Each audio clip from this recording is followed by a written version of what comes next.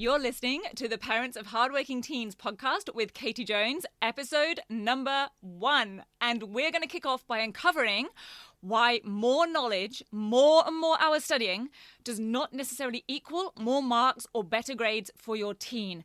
And I'm going to reveal what does.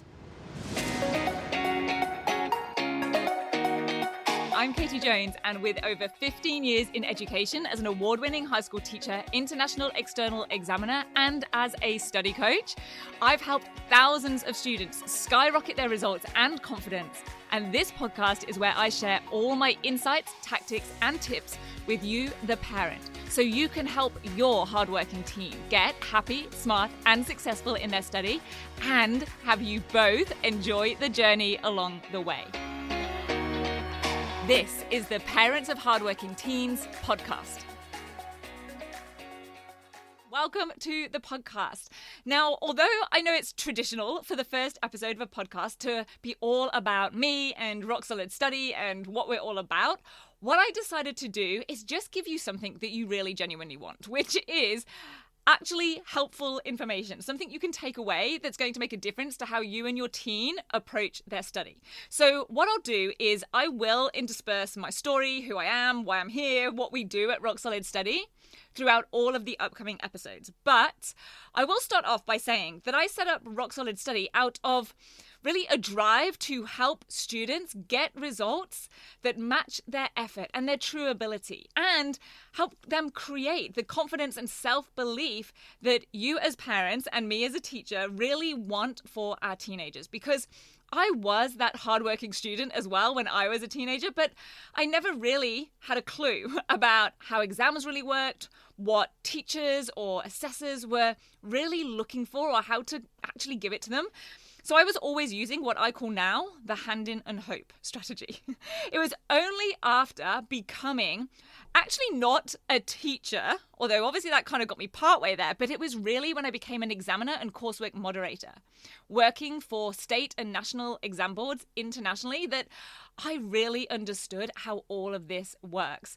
And since my very first exam marker training day, which I remember vividly, I've been finding ways to share this knowledge, this helpful information, and I should say it's information that I am totally allowed to share. There's not going to be any secret answer sheets to exams in the show notes or anything. Share with students and parents through my classroom lessons, through tutoring, then through starting up free blog videos, and now through training and coaching programs that I run through Rock Solid Study, and now here through this podcast.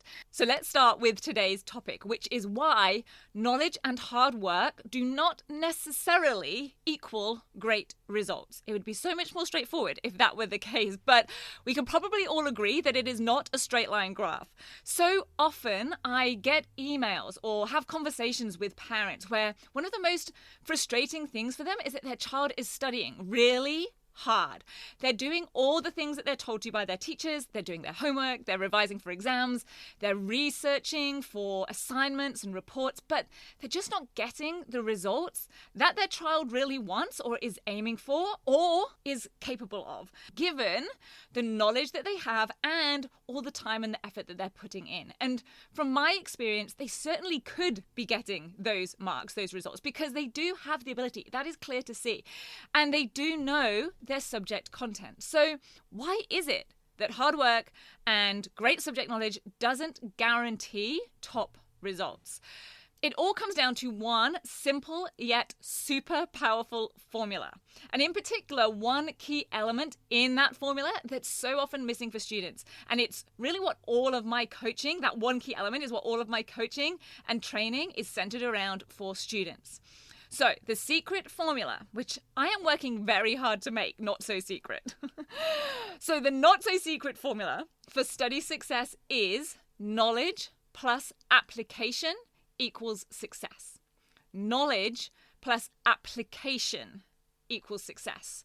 In other words, students, yes, do need their subject content, their knowledge, but they do also need to be able to apply it in the way that the task or the question or the essay title demands, and that the mark scheme requires. Because really, all the knowledge in the world is almost useless when it comes to exams and assessment, that is, if your child doesn't know how to put it across properly, how to apply that knowledge to the wording of the question or what the task requires, and in a way that meets those descriptors on the mark scheme or in the success criteria. And it's kind of like having an amazing sports car. Now, I have to say, I have no idea about cool cars, high-performance cars, supercars. No idea. So you're going to have to picture whatever type of high-performance vehicle you want to, but please picture it with a super powerful engine. It's got an amazing aerodynamic design. It's full of all the best accessories. It's got the latest technology, but the wheels are missing. And of course, without the wheels, it's just not going to go anywhere. It's certainly not going to operate at its true potential. And it does not matter how much more fuel we pour in, how much bigger or better the engine is, or to apply that analogy, how much more knowledge your teen learns. That isn't the thing that is keeping them stuck at their current level of work or their current grades. It isn't what's stopping the car from moving. Another analogy that I like to use, and you'll hear me use a lot of analogies because I find them really helpful to really relate to concepts. So another one I like is the skyscraper and how the foundations underneath, the part that we don't even see, that's why I like this analogy, because it's something that's underlying. We're not even really aware of it very often. The foundations are so important. And one of the critical design aspects of the Burj Khalifa in Dubai, which is something right at the top of my bucket list, I do have a bit of a tallest building in the world kind of geeky fascination. One of the most important parts is the foundations, of course, that support that building. And I watched a documentary on this once, quite a while ago. So, quick did you know fact, there are over 100,000 tons of concrete in those foundations, and they go over 50 meters deep down into the ground, which really is not that surprising when you think about what it is holding up. So again, it doesn't matter how strong, how tall, how stable, how beautiful the actual building is, how scientifically amazing the design is. If the foundations aren't just as amazing, if not more, then the building's just not going to hold up. Just like your teen's results aren't going to be as high as they're aiming for or could be if they don't have those skills to apply all of the subject knowledge they have, to really support it and be able to display it in the best way possible. Because these skills are essential. They're critical to your teen achieving their potential and, importantly, doing it sustainably without burnout, doing it confidently so they actually feel in control of their study. How I like to put this to students is they need to be able to show they know. They need to be able to show they have that knowledge. And this is where so many students are falling down, where they lose out on what are often easy marks for them. They focus all their time and effort on learning more and more subject content, writing more notes, more revision cards, watching more tutorials, reading more of those textbooks. And this is totally understandable for two main reasons. Firstly, all curriculum documents and syllabus information is centered around the content, the topics that they need to learn. And secondly, it's because students are hardly ever explicitly taught the skills and strategies that are needed to be able to apply their knowledge effectively. And this is not the school's or teacher's fault either. The truth is that syllabus content and the curriculum does not include these skills. It doesn't require them to be taught. Now, yes, often syllabus content will include subject-specific skills, like using certain pieces of equipment or being able to do certain calculations maybe, but they don't include the skills of exam technique, how to effectively research or note take or revise actively rather than passively, or how to perform under time pressure or stay within word limits and make their wording succinct yet still high quality, how to dissect the wording of questions, or how to figure out exactly what is the difference between appropriate and discerning on marking criteria, or the actual difference between explaining and analyzing. So if your teen is missing any of those things, then you know that this could be a big game changer for them. I actually heard a teacher say recently that kids are just kind of expected to, and this was their words, to absorb these skills by osmosis. So that's why I'm going to be covering all these things in future podcast episodes. So definitely stay tuned and subscribe or follow this podcast for much more to come. Because schools also don't have the time in class to teach these skills. What with all of the subject content, that bulging curriculum that they have to cover. And there are only a small percentage of teachers out there who actually have experience in exam writing, official marking for external assessment. So they don't actually have that knowledge to be able to pass it on, even if there was time. And the trouble with this is that students who have not mastered the skills of application often find themselves getting disappointing results. They have that situation where they come home, you ask them how the exam went or how the assessment was or how the presentation went, and they're like, yeah, I think it went pretty well. I'm pretty pleased. I wrote something for every answer. But when the mark comes back or the result comes back, it's not what they really wanted, what they were aiming for, what they were thinking they would have achieved.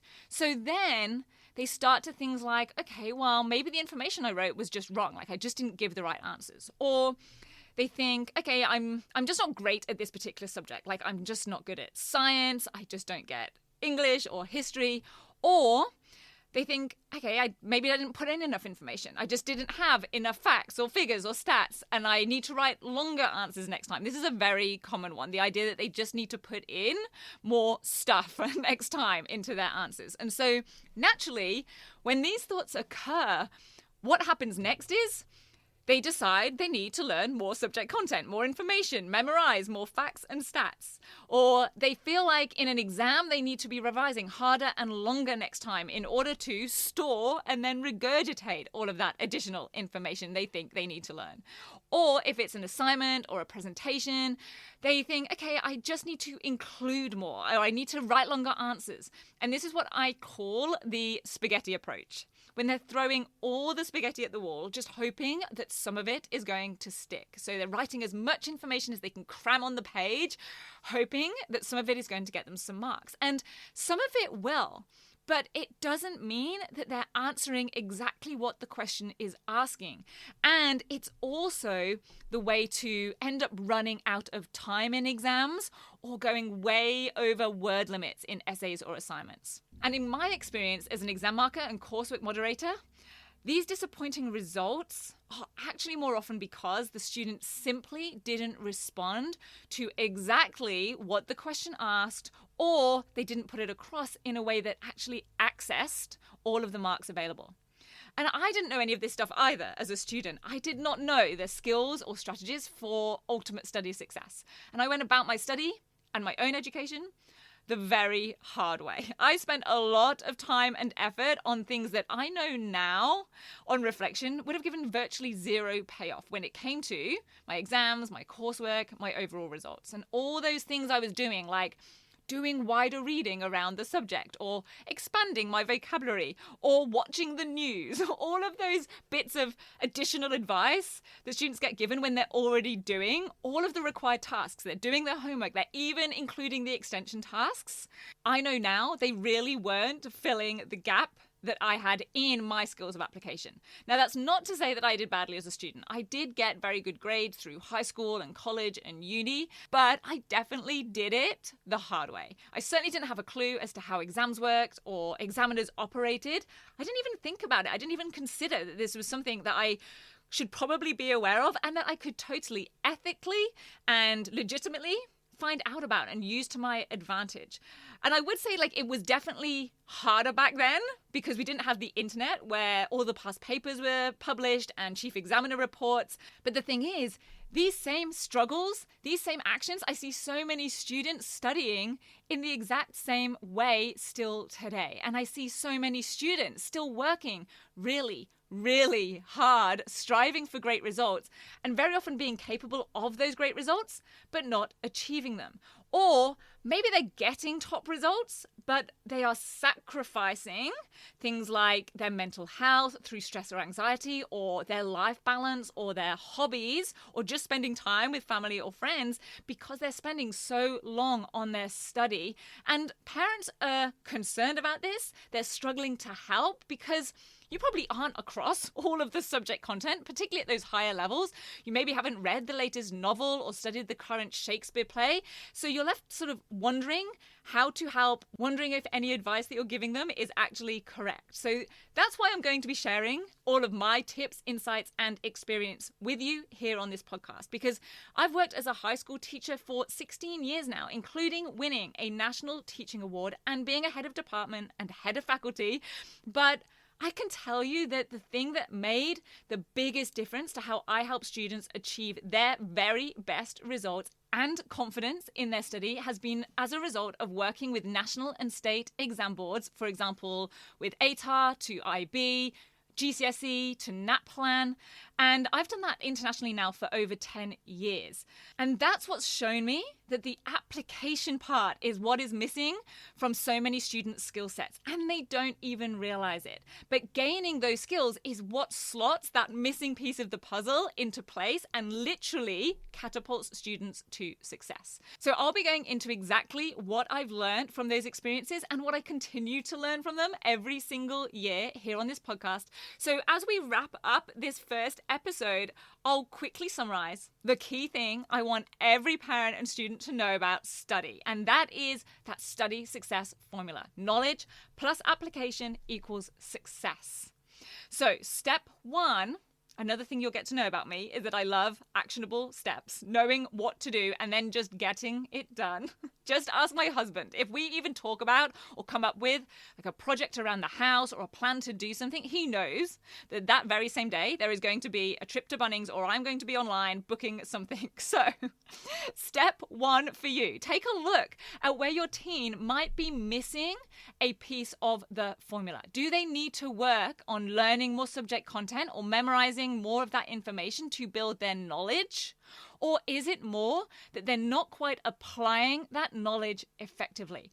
And the good news is that either way, both of those are totally fixable. The knowledge part by using textbooks or online tutorials or a subject tutor, and the latter, which is what I'm here to help with, the skills, techniques, and strategies, all of which can absolutely be learned and some of which are really super quick and simple.